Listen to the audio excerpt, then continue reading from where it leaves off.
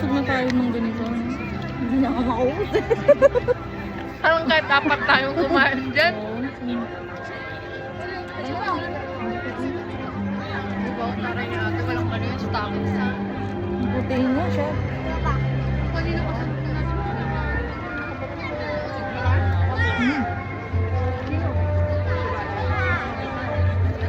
Laki.